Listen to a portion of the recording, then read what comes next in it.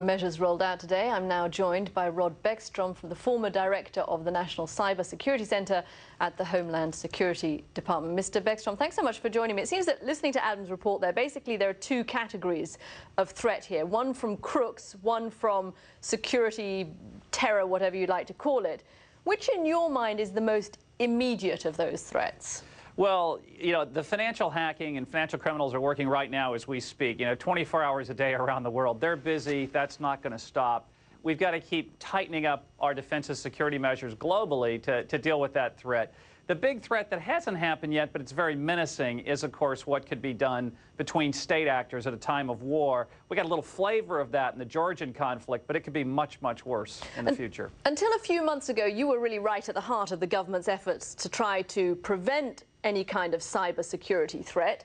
Right. In your mind, how organized, or perhaps I should even say disorganized, is the government on this? Look, this is a really tough problem to deal with, Katia. This is an international issue. The Internet is an open network that anyone can snap into, whether they're a terrorist, a good guy, a bad guy.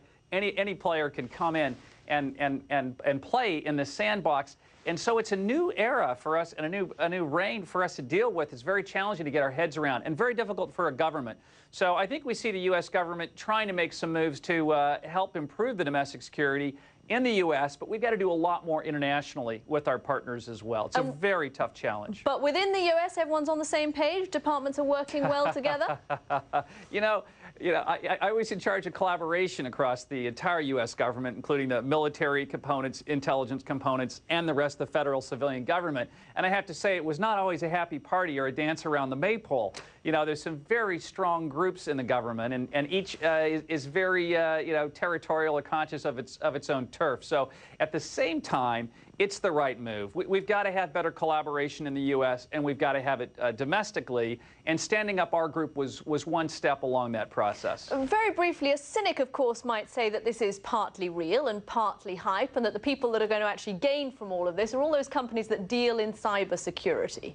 Well, sure, and I think the cynics are right, but so are the optimists. I mean, you can cash in on this in some sense by exaggerating the threat and marketing, billion-dollar programs to the government, getting the government behind that.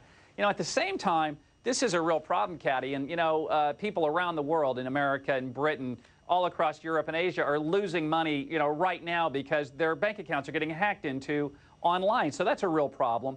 And we have a lot of intellectual property that's being stolen from corporations and governments. So it is both a real problem, and it can be exaggerated and capitalized on, which is why I think we've got to get more disciplined in how we analyze which investments we make and what the payoffs are. Beckstrom, I wish I could take a little bit more confidence from what you've just been telling us. Thanks very much for joining us. Thank you.